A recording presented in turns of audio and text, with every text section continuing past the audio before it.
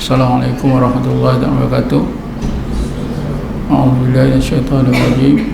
Bismillahirrahmanirrahim. Alhamdulillahil qail Qul innallaha yudhillu man yasha' wa yahdi ilaihi man anab. Alladzina amanu wa tatma'innu qulubuhum bidzikrillah. Ala bidzikrillah tatma'innul qulub. Mari kita sama-sama melihat semula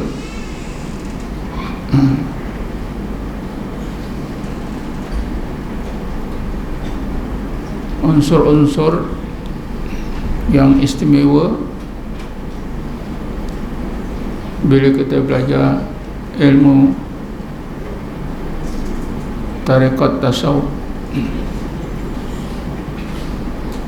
Memang sepatutnya kita tahu apakah kelebihan atau keistimewaan bagi seseorang yang belajar dan beramal dengan ilmu tarekat tasawuf.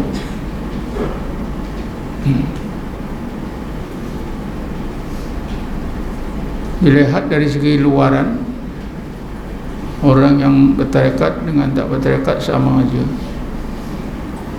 Pakaiannya, ya, rupanya sama saja, kasutnya, keretanya sama.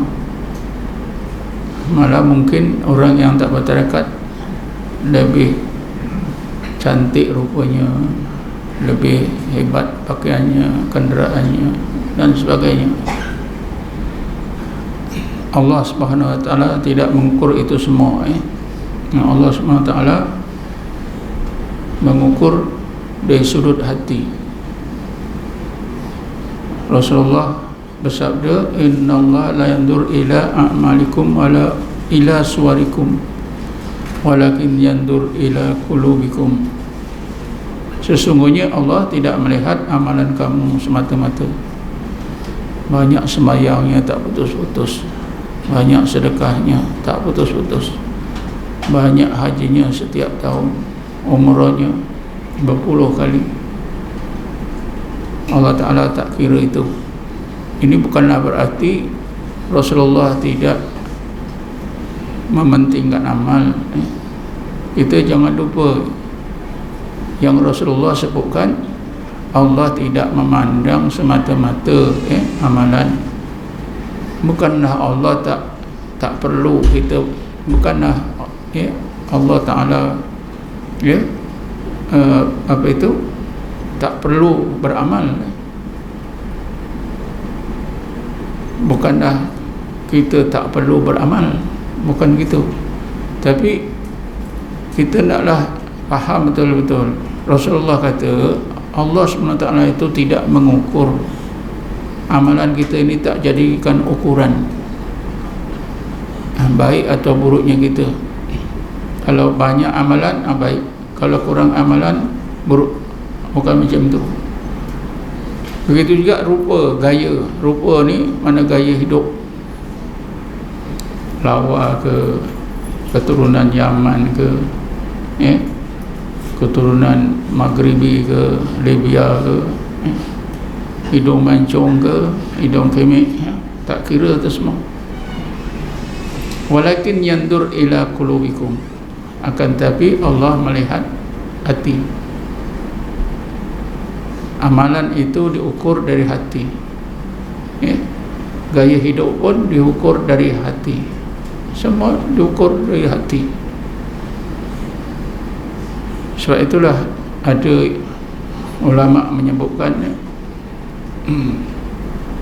al-qalbu baitur rabb, hati itu rumah Allah. Sama juga al-Ka'bah tu baitur rabb, al-Ka'bah tu baitullah. Ka'bah itu rumah Allah. Bukanlah berarti Allah itu duduk dalam Ka'bah. Samalah juga bukanlah Allah itu duduk dalam hati. Al-Ka'bah tu baitullah, maknanya Ka'bah, bangunan Ka'bah itu. adalah satu bangunan yang diridhoi oleh Allah, dimuliakan oleh Allah, menjadi pandangan Allah Subhanahu wa taala. Sebab itu siapa yang sembahyang, yang solat tidak menghadap kiblat, tak sah sembahyang, kerana sembahyangnya tidak diterima, tidak diredai oleh Allah. Degil, tak mau menghadap ke kiblat, ya. Jadi begitulah, al-qalbu baitur rabb, hati itu rumah Allah, artinya tempat, ya, hati itulah tempat tumpuan Allah Subhanahu wa taala melimpahkan rahmat, berbagai rahmat dan nikmat, ya. Hati itulah tempat ukuran, ya. Hati itulah yang digunakan oleh Allah untuk mengukur baik atau buruknya kita.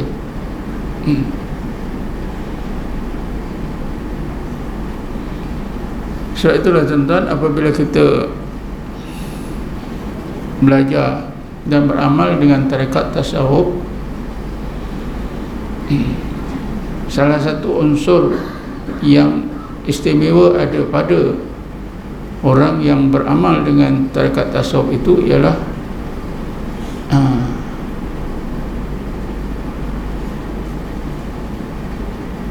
kita mengambil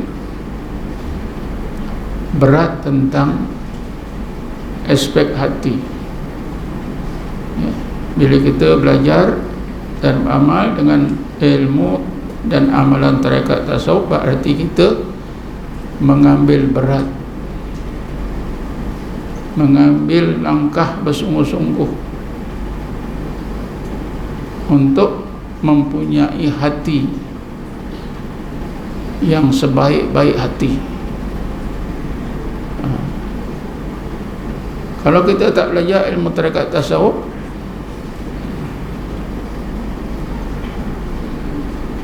hati itu tidak dititik beratkan. Karena itulah tuan-tuan, bila kita belajar ilmu fiqh, ilmu tauhid saja,